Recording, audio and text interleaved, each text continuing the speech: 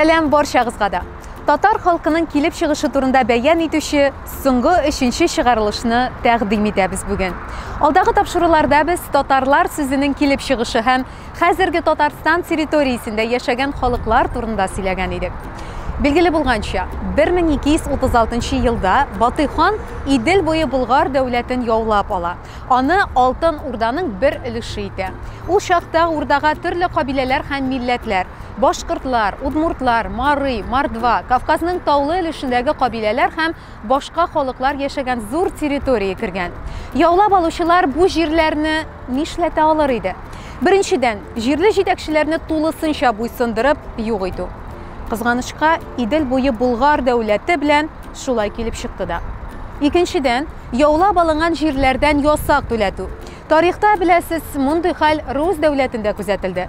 Яулап алынган дәүләтләрнең эчке хәлләре белән артык кызыксынмаса да, шул дәүләт белән идарә итүгә ризалыкны бары тик Монгол ханыннан алып булган. Алтын Урда тарихына артык кермичә шуны гына әйтәсем килә. Урданың иң көчле чагы Үзбәк хан хакимлек иткән чорга туры килә. Барыннан да бигрәк, ул Алтын Урдада исламны дәүләт дине итеп кабул итә.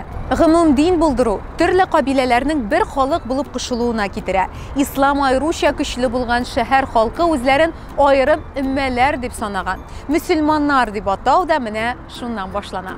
Халыклар шулай ук кайсы территорияләрдә яшәүләренә карап, болгарлар, казанлылар, Кырым халкы дип аталып йөртелгән.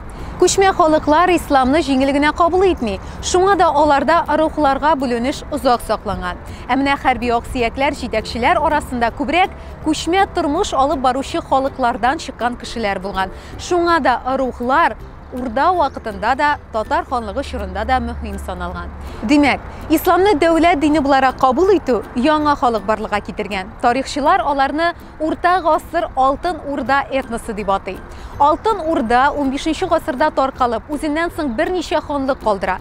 Аларның барысында бер төрки тел берләштерә. Соңрак ул иске татар теле буларак формалаша. Ханлыкларның берсе Казан ханлыгы Алтын Урдадан әле 1438 елда ук аерылып чыга. Аңа Улуг Мөхәммәд нигез сала.